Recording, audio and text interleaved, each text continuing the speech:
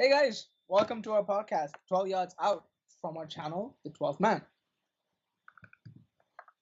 Yeah. So tonight we will be bringing you the journey of the Champions League, which ends today, the 26th of May, in Kiev. Yeah, it's been a long Like, road, a long journey, and we're finally here at the final stage, on the final night, the biggest stadium. Okay, not the biggest stadium, but the biggest stage of all.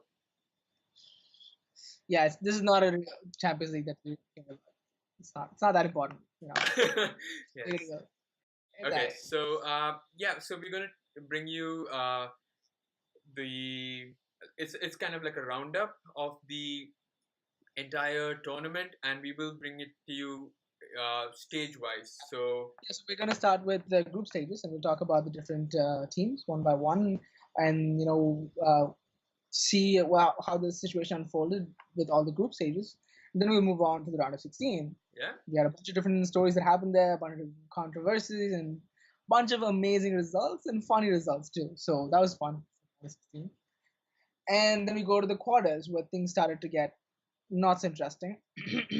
well, for some, No one but it cared it about got hella interesting for the who others. cares about the quarterfinals. The Champions League got over after round of 16. uh, and then the nightmare scenario in the semis and finals.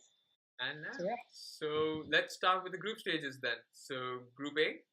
Yeah, the first group is yours truly, Manchester United with FC Basel, CSKA Moscova, and Benfica, which is actually on paper a very chill group. Yeah. But I mean, even under Fergie, that was the exact same team. The exact same group that we crashed out of. So I had a bit of nightmare, a bit of jitters, being part of that group. But Jose, in his Jose way, grinded out results, and we ended up with Man United and the Swiss team FC Basel coming out of it. I think that was actually the group stage. The first time United had actually let in a goal at home at Old Trafford happened. We got scored on thanks to one of the teams in the group stage. Yeah. That was interesting. Yeah, I mean, they certainly had an easy group, at least on paper, like you said. You never know with football, but yeah, at least they've got through. So let's go to Group B, and that would be Yeah, the group B is we had PSG, Bayern, Celtic, and Anderlecht. So yeah, that's a good team. That's a good group. yeah, we had Brady's ex Brendan Rodgers in that group. Did he show a lot of character this time? Yeah, I'm pretty sure he did. Yeah, there were some close results, I think, with I think Bayern, if I'm not mistaken, with Celtic. But I mean, you can't. I mean, if the only two teams that qualify from the group stages, you can't look beyond PSG, which is Qatar, and Bayern Munich, which I mean, and the most surprising part was Carlo Ancelotti was sacked midway through the group stage. I think especially after they lost 3-0 to Paris Saint Germain, and Yes.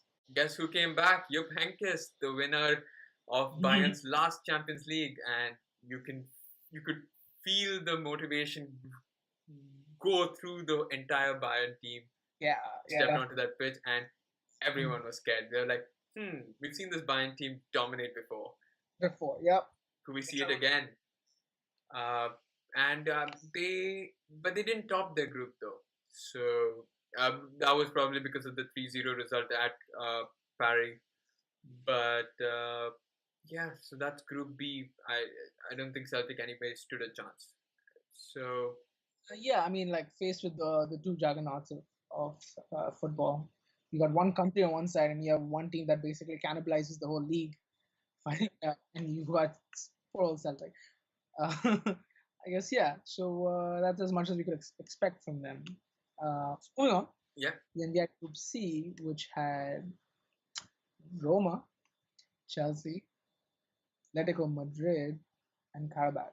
if I mean I know what the group of death is, but this is probably the closest you could get to the next group of death. I mean, Atletico, Chelsea. Sort of.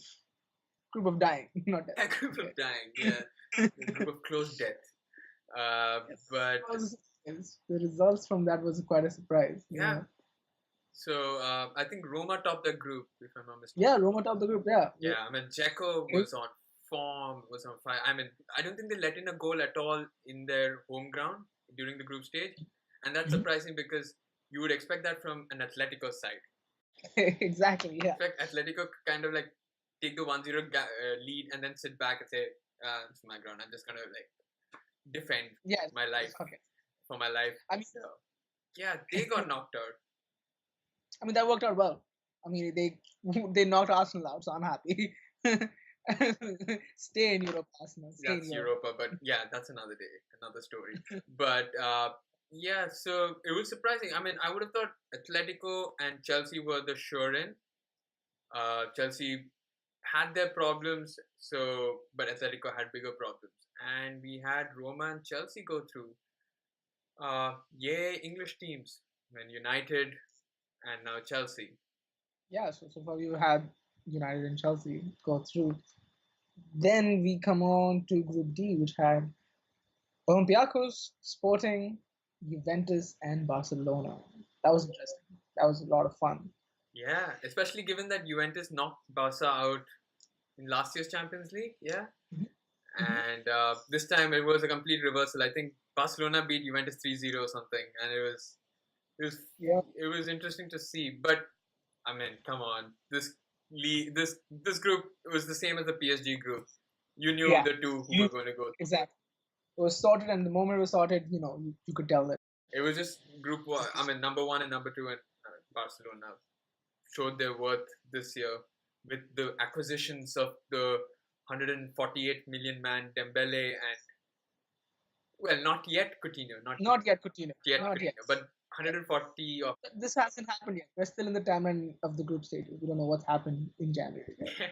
So, so Barcelona wins the tops the table in that group. Juventus comes second, like 3 points behind them, and then we get on to Group E, which is I would say the easiest group. Had nothing, like nobody of any worth in that group. That Maribor, Spartak Moscow, Sevilla, and Liverpool. Like, yeah, and well, it did have someone of importance to me, yeah, but well, that like you said, I think I mean had it been Brendan Rodgers, Liverpool, I would have been a little more skeptical. But given our front three, like teams that are pretty terrible. Right? yeah, the only team that really gave me like nightmares was Sevilla because of those constant comebacks. We scored three, and then they scored three again, and then we scored three, and then they scored three again, and that was an exciting final. That Europe. and then the finals of the Europa was another shocker. But it was just a matter of topping or coming second, and I think we did that quite well. I mean, we scored 20 odd goals in the group stage, and we basically dominated that group. So yeah, you can say it was pretty dead now. I can say that without any fear. Yeah, exactly. It was like, I mean, if you didn't make it through that group, you're at this point you're just Yeah, that would have been disappointing. all right. So then we move on to the other English team, the English team number 4, where we had Manchester City, Shakhtar Donetsk, Napoli, and Feyenoord. I found this group very, very interesting because you had two teams that actually had very similar styles to each other. You had Manchester City playing Pep Guardiola's bullshit football, and then you had Napoli Sarri, who pretty much plays the same style. Yeah. So when those two teams matched up with each other, it was actually quite an interesting matchup to see two teams. It's like rock against rock. Like what happens? Yeah, exactly. And well, I mean, I recently saw an interview of Guardiola where he actually said that he loved the way Napoli played, and you can see because it's kind of the way he plays. And yeah, exactly. yeah, I think at one point I think Napoli did beat City. I think that was their first loss in all competitions for City. But it was a dead rubber match. Oh no, it wasn't Napoli. I think it was Shakhtar Donetsk or someone. Yeah, Shakhtar. I think it's Fred or I someone. don't know that game didn't end well for Napoli when they played City. I think so, yeah. Yeah, well, we all knew City would top given their money and given the way they were dominating the league. Abu Dhabi. It was interesting to see whether Napoli or Shakhtar would go through, and well, it was Shakhtar, right? Yeah. Yeah, exactly. Yeah, it was Napoli. Napoli didn't actually make it. It was Manchester City and Shakhtar Donetsk that actually made it through that group. Yeah. Then when we go on to literally the group of fuck all. Yeah. Besiktas, Porto, RB Leipzig, and Monaco. Like, This is probably if they had a group of underdogs all in like one group. Yeah, it's just exactly. like Just throw them all in one. just throw them. All the underdogs, just Let's. shove them into one. It would be the group of death of for underdogs. That would probably be Yeah, their yeah, title. yeah. But yeah, I was interested to see Leipzig because of our acquisition of Nabikita, which I don't know if it had been done yet. I think we got him in Jan, or I'm not. No, no, no. Yeah, we did buy him already. We had bought him. Yeah, you're already bought Nabikita at the start of the season, except you had a bunch of different qualifiers for the transfer, depending on whether they made it to Europa, didn't make it to Europa, or made it And to we also Champions had League. to come out to the qualifying stages this time. So. Yeah, so Yeah, so so Nabikita, it was interesting to see, but unfortunately they got knocked out and they were sent to Europa, which is good for from a financial perspective. you Uh, but have to. yeah, but Porto I know went through and Besiktas. Yeah, I think those two. Yeah, Yes. it was basically. I don't think I watched any of those that group's game. Not really. Yeah, and I knew after after PSG and pretty much every other team rated Monaco after last year. It's not going to be the same story. Like it was a feast for crows. Yeah. Right there. And they got destroyed. Like one Mendy, you got Bakayoko. Mendy go to City, Bakayoko go to Chelsea. You had this guy leave for PSG. Mbappe, yeah, that was brilliant. Digital linked to PSG. It was just the team was ripped apart. Couldn't say anything. I mean, I feel sorry for Monaco, but I think even the club chairman, everyone accepts that they are a selling club. So Yeah, and I think he needs to move. Jordan needs to be somewhere else. His talents would suit a bunch of different teams. Anyway, that's for the manager roundabout. Not yet. So we finally move on to the group of death. We yeah, Apoel Nicosia, whatever that is. We have Dortmund, Real Madrid, and Tottenham Hotspurs. this group was probably the most exciting of them all. Because I mean, you knew probably Madrid were going to go through, but given their season, the way they started, it was a little unsure. And Dortmund and Spurs, that was going to be. I think I had, well, not bet, but I had my bets on Dortmund and Madrid qualifying and Spurs kind of missing out. Yeah. But Out of, I mean, they beat Madrid. I can't say. they came out of that group unbeaten. They didn't lose once. They had 5 wins out of 6 and 1 draw. So Everyone thought Wembley was a hoodoo or like a bad Yeah. place for Spurs, but they ripped it apart there. yeah, pretty proud of Spurs. Beat Madrid. Go on. Sorry. Yeah, you beat Madrid. Your credentials are kind of. I mean, everyone has to take you seriously, and they. Yeah, I was jealous as well because excuse my language. I was jealous because we had lost to Madrid in the Super Cup. So we faced them and we lost to 1. So it was and we did score 1 goal, but to be really honest, the whole game was under Madrid's control. Their midfield were playing merry-go-round around ours. It was just not fun. It was just, and then watching Tottenham actually show up and show it to Madrid was kind of scary in one sense. Like, hey, Tottenham, calm down. It was It was like, well, what's this Tottenham? I was like, I've never seen this Tottenham before. I've seen good Tottenhams. I've seen a good Tottenham side with Bale and Modric and all of those people. Seen the bottlers, Yeah, I've seen him bottle it a lot, especially in the past couple of years. But to see Harry Kane kind of Dele Alli and Harry Kane kind of take it to the likes of Ramos and Varane, I mean, it was frightening at some point. Yeah. Okay, so that leads us. Yeah, but then I mean, the Spurs was probably the surprise package, and they topped the group. But we knew Madrid was going to pull through. Mhm. Yeah, Dortmund was back, and I mean Dortmund right now aren't in the best of shapes, so it was understandable. Mhm.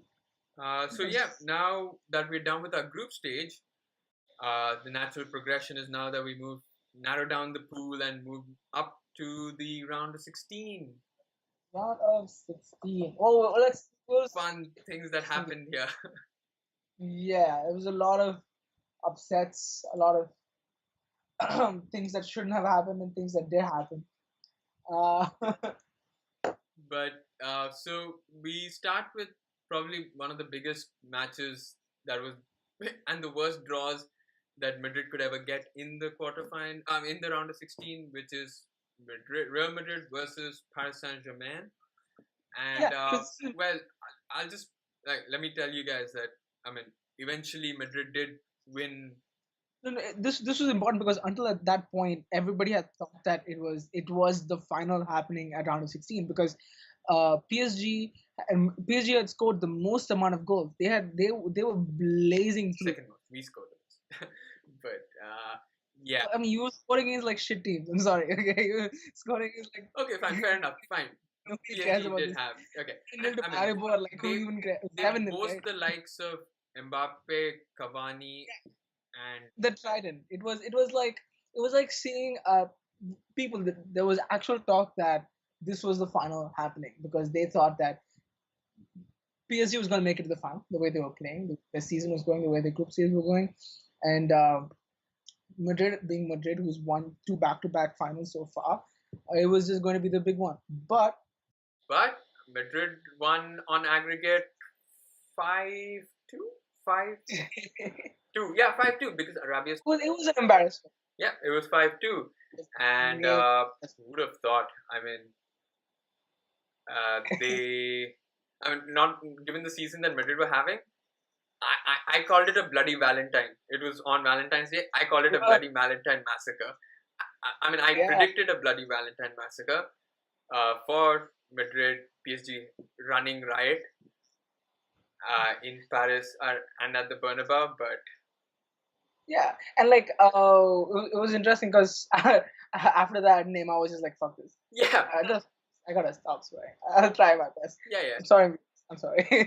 Nema was basically just like, I don't like. I'm done. Peace out. Like yeah. this, is all I cared about. We got knocked out. I'm just gonna go retire and go chill with my sister in Brazil. Like Yeah, whatever. It really was like that was all PSG team was being built for. That was all PSG's biggest goal was because the La Liga is theirs for sure, but their primary League goal One. consider yeah, sorry, League One, sorry, not bad.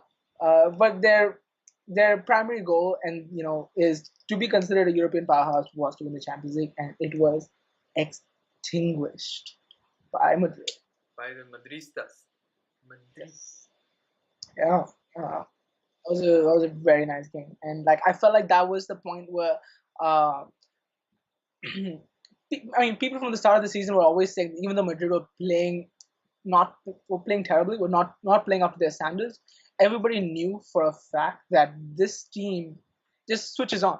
When it comes to Champions League, there's no other team like this. They just switch on, and And that one point, man in like particular, CR7. I mean, exactly, no, like you say that it's Champions League, and this guy just turns on like a light on a bulb or something, and he turns it on, lights up the stadium, and scores the vital goals.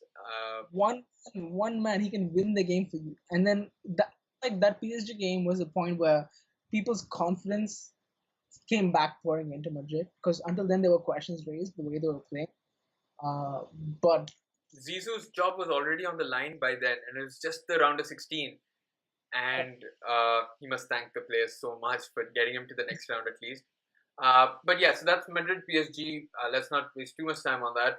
Let's go to Barcelona Chelsea. yes, Barcelona Chelsea, the famed past semi-final that Barca Uefalona cheated Chelsea off of. And the other one, which is the Torres, where Gary Neville basically uh, beeped in his pants while commentating. But So yeah, so it was like it was something that Chelsea wanted to come back and show Barca, look, you're not gonna take these away from us. And they But kind of did at I think was it the Camp Nou where it was just 1-1.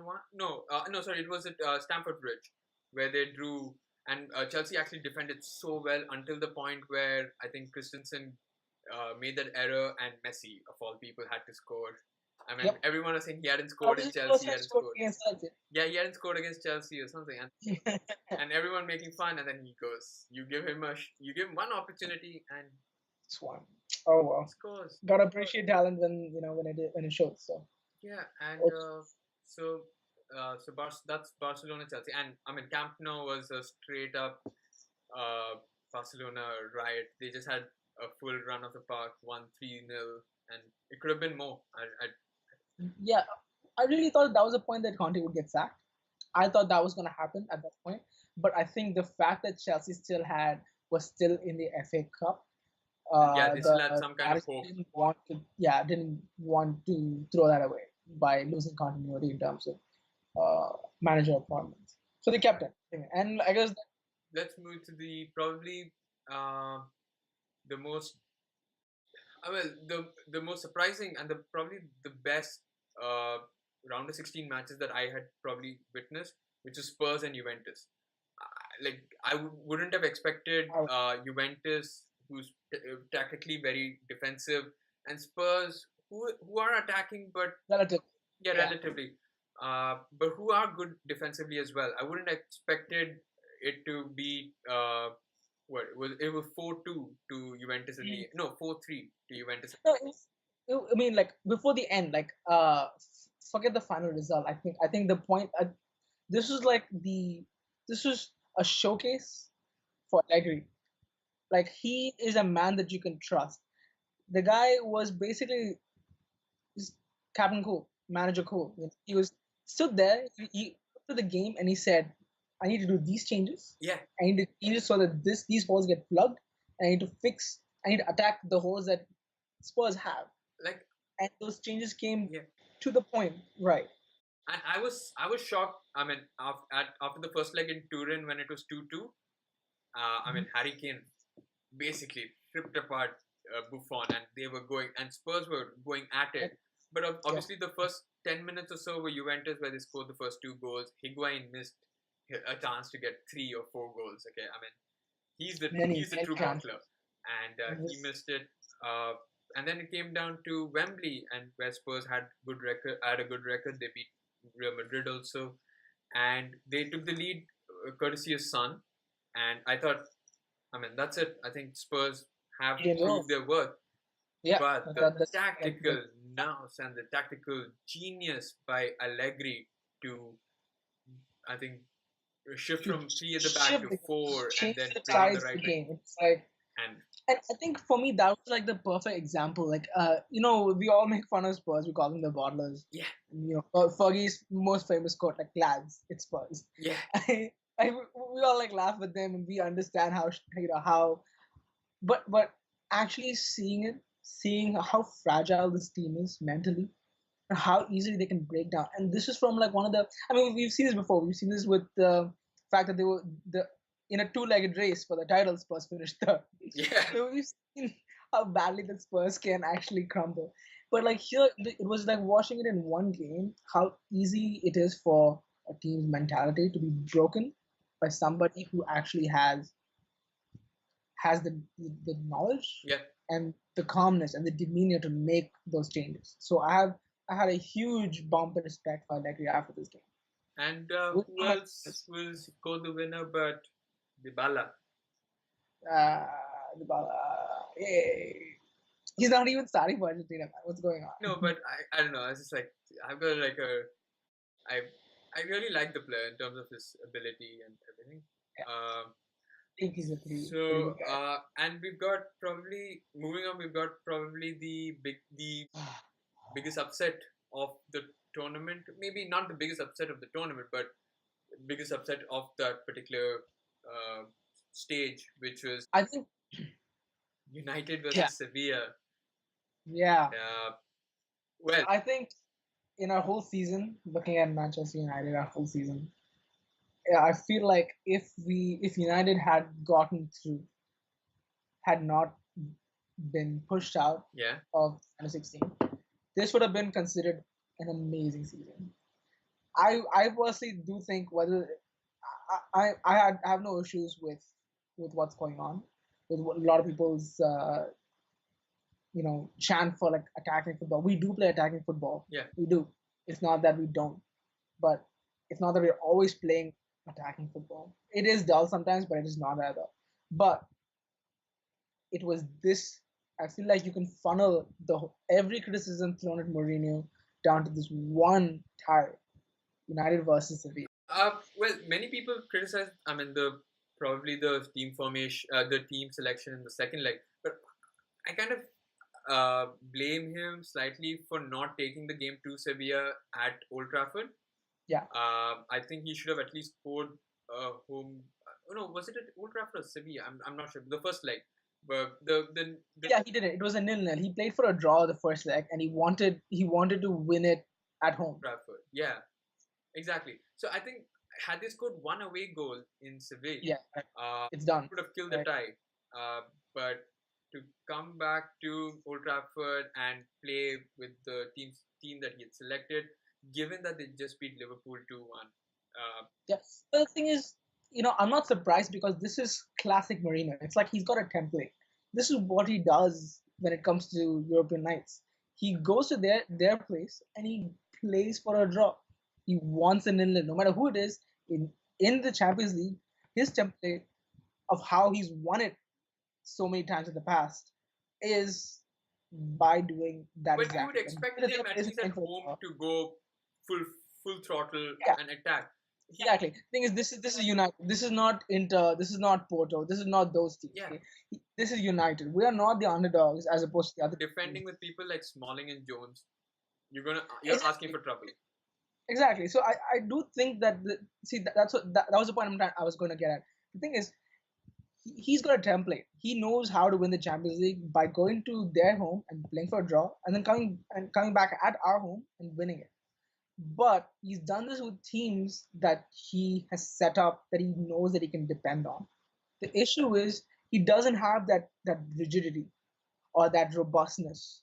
That's the word I would use with United. He doesn't have a team that he can count on.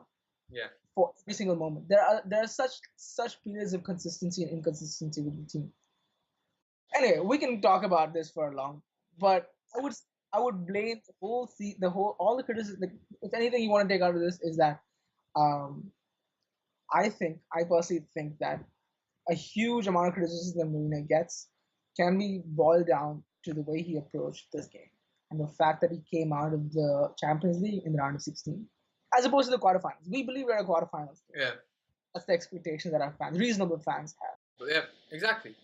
I mean, I think the same thing with Liverpool as well. I mean, we made it through. We beat Porto, and the other results were Bayern beating, I think, Besiktas and Manchester City beating Basel. So that I think covers up the round of 16, and our next progression is to the quarterfinals. And I think we should. Let me quickly mention that probably the easiest game was the Bayern Munich versus Sevilla. It was tight though. Sevilla did put in a brilliant shift, and I think it was a narrow victory of 2-1 or something. Which it was also at Bayern's home. Yeah, it was a 0 game. Yeah, with a red card for Sevilla. Yeah, it was a 0 game while Sevilla were playing with the 10-man team. Exactly. So I mean, credit to Sevilla for putting up a fight, but it's Bayern Munich. It's Jupp Heynckes' Bayern Munich. You're guaranteed to go through. Yeah. Then we move to Madrid versus Juventus, and Madrid. I think that was the next probably easier game to predict. Madrid do have the pace to go at Juventus's elderly defense like kind of Spurs did, but I did not see that comeback at the Bernabeu. I was sitting in a restaurant and I was getting like messages, and I was checking the score, and it was 2-0 and 3-0, and this is after Madrid won the first leg 3-0, and when it got to 3-0, I had finished my my dinner at the restaurant, and I was like, okay, I need to go back up. I need to start watching this match, and Yeah. Literally, the moment I opened, I started watching the match. The moment I switched on the my streaming, Juventus did the most Juventus thing, and the unlikeliest thing that a Juventus defender could do. He went in and kicked the forward in the back in the penalty area and Yeah, awarded Cristiano Ronaldo of course. penalty in the 94th minute. Yeah, that's like imagine the pressure that he had at that point. That's a big game player. That's a big game player right there. Yeah, He's sitting there in front of thousands, millions of fans, and he has a 1 in 2 chance. yeah. Left, right. I mean, I guess center too, but Well, yeah, it's pretty much the amount of pressure on his shoulders, and then you could see the camera. It zooms into his face, yeah, and he's carrying all the weight, and then he just goes. yeah. And And it's the thing is, he had to stopping wait right there. until Buffon, because Buffon got sent off. He had to wait until Buffon left the field and Chesney to come in and stand in front of goal. So you can The anxiety that builds up over time, yeah, the right? pressure builds up, and it's like, oh my god, come on fast. Like, let me get. That's the amazing thing. Like all of that, all the weight got added on, and then he just He just set. smashed the ball right into the corner and right into the right hand side. I was like, okay, this is me. That's big. I am a champion. I know how to score. Exactly. So then we go on.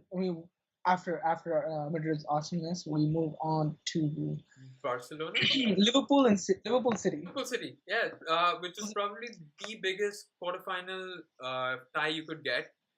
Everyone was probably hoping the two English teams would get two teams from other nationalities so that both could progress.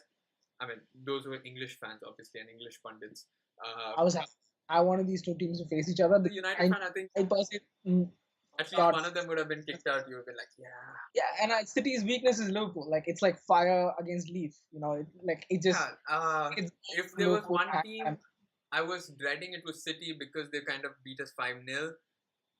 But the first leg at Anfield, where we truly showed what Anfield is on a European night, right from the flares on the ground.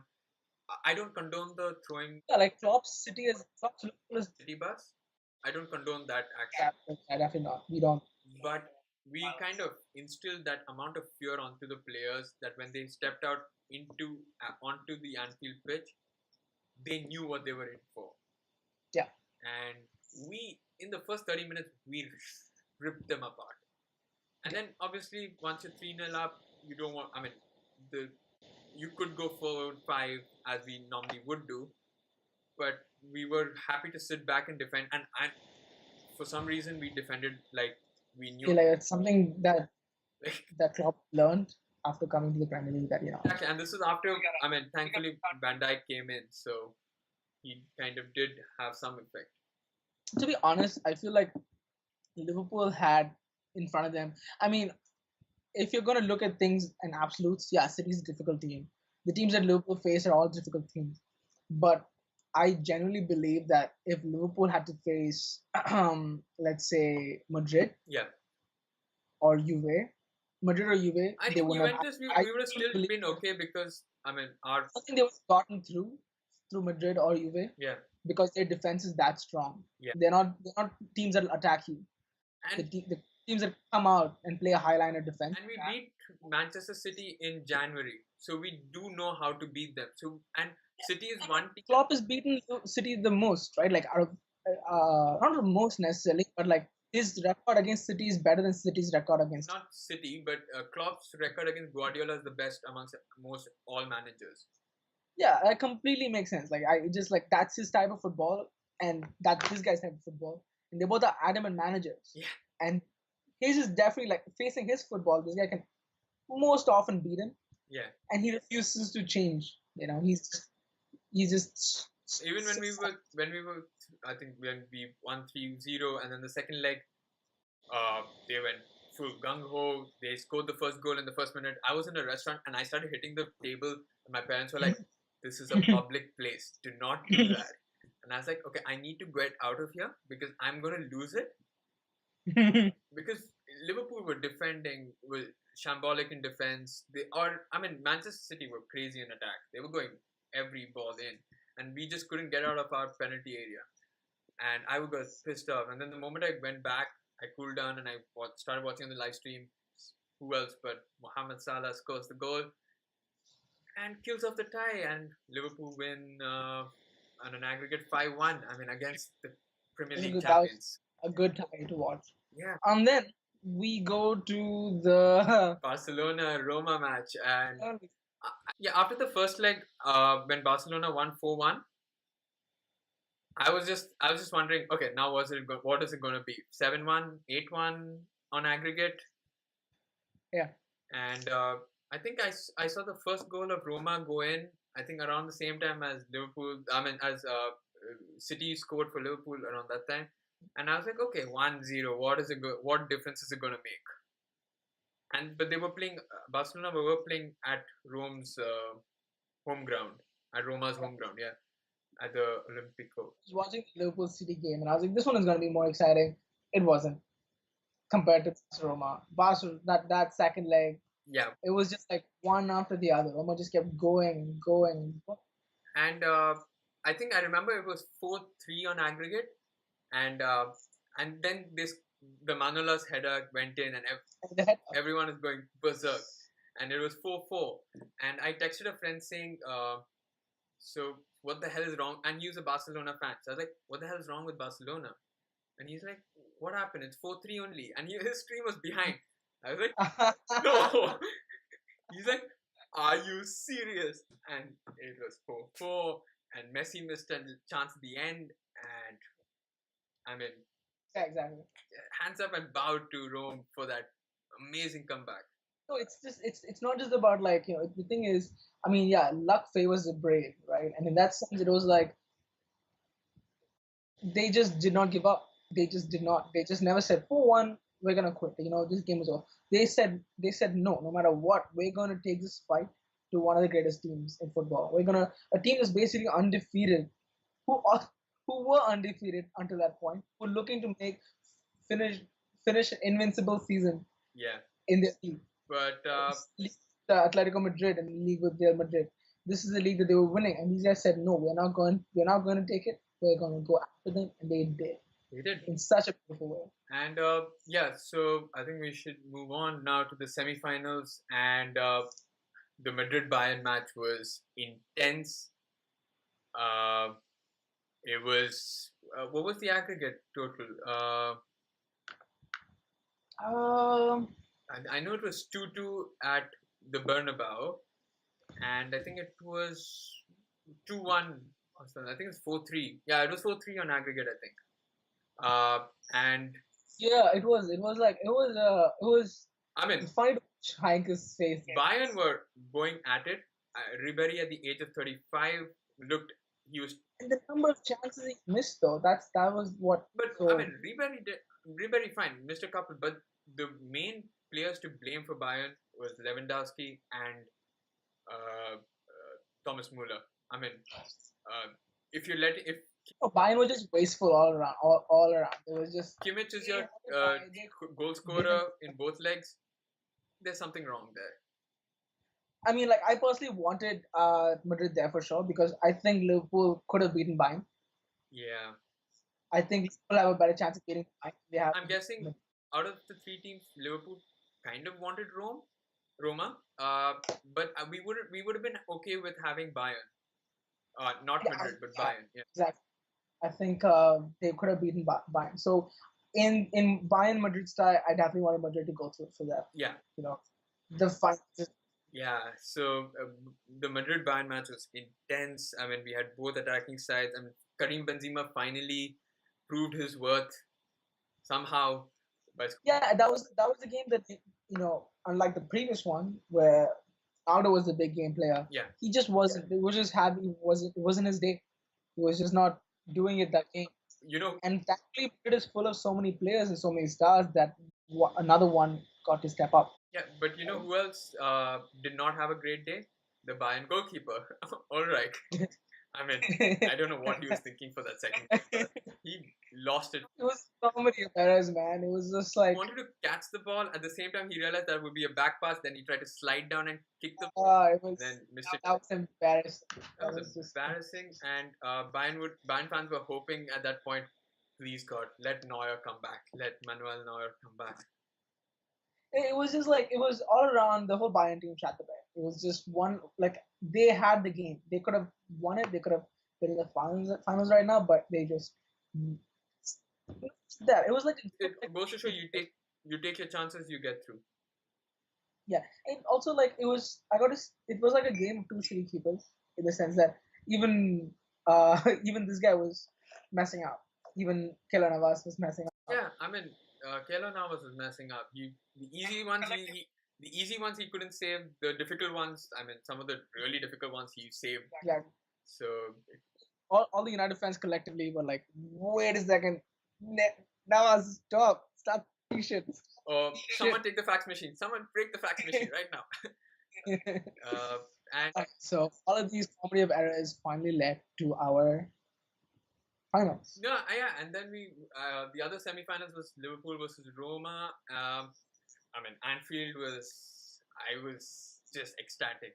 5-0 against the Roma that beat Barcelona. I could see posts by Barcelona fans saying, how did we lose to Rome? But they did kind of show their resilience at home, especially in the second leg, when they did win. We actually, until then, Liverpool were the only unbeaten side in the Champions League. Yeah. And I think after Liverpool scored they've been beaten before. Sorry? Liverpool did lose a game. No, not in this season Champions League. Oh, okay. Yeah, we drew a lot to Sevilla and all those people, but we didn't lose. So. Okay. And we didn't lose to City. So at Rome, I think after Liverpool scored the second goal and it was 2-2 or whatever, I have a feeling Liverpool kind of had their eyes already on the finals and took their foot off the pedal. They knew that, I mean, I think Roma had to score 4 goals, which they nearly did at the end. The penalty, I mean, Roma fans were crying about how certain decisions went Liverpool's way and not their way. But that end penalty, which Nainggolan finally scored, I mean, the referee basically penalized Ragnar Klavan for having arms. His arms are towards the side. I mean, what can you do with arms? You can't wave them around. That's even more dangerous. So if you keep it by the sides, then that was ridiculous. But well, it was no matter what, it was inconsequential. Right? At the end of the day, it was yeah. What's happened or not, it was they were going in with like 5 minutes. It's just this. So that was the team who was going to win it. Yeah. Yes, that was I think a 7-6 on aggregate victory for Liverpool, and which brings us to today. So we now move on to the finals of the Champions League. It's gonna be crazy. It's gonna be one crazy night in Kiev. Liverpool versus Real Madrid. It's gonna be emotional. I'm gonna cry. I'm gonna not talk to people for the next 3 days.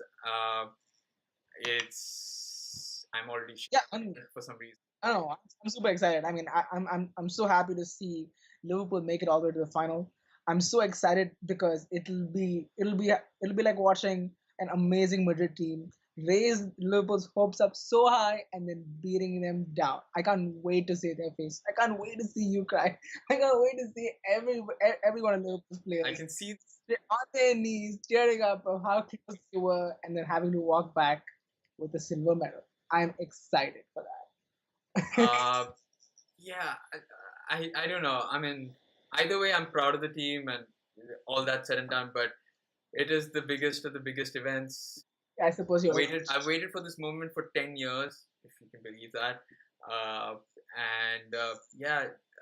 Well, we kind of have a lot of fans on our side and got a few fans that. Not really. It's just Liverpool fans, right? Who else is supporting Liverpool right now? Barcelona, kind of. But I mean, sure. Okay, that basically because they're anti-Madrid. They're not for Liverpool. Exactly. Fine. So, so we've got that. And what are your predictions? I'm not gonna predict. I really don't like to predict. But what are your predictions? Well, I mean, not necessarily predictions, but it's more like hopefuls. I mean, I'm sure that Madrid have a very good chance of winning, but their defense has been quite leaky too. It's had their off days. They've had goals go through, but you can say the same thing about Liverpool, whose defense is famous for letting goals go through. You know, they're just known for things like that. Not go full Lovren. And I would definitely think that this is going to be a close game. It's going to be an exciting final. It's going to be two attacking teams, both trying to take the game to the other. And this is why I'm super excited. I am ready. I need to come down. I'm already having like this anxiety attack. Like I'm not gonna sleep. I can't sleep. I need to sleep. But yeah, it's gonna be crazy. I can't think. I can't think of anything better than that. There will be goals. There will be drama. Yeah. I mean, and there's going to be controversy. Ronaldo, Salah. Sure. You've got the BBC. You've got the what would I call this? MSF. Close to MSN, but MSF. You've got sure. well. It's exciting. Anyway, we're really excited to bring you coverage of that game. And we hope you'll join us for the same. We'd be glad to hear from you on our video. And we look forward to entertaining you soon in the future. So, good night and or good morning, depending on where you are. And bye bye. See you. Yeah. See you guys later.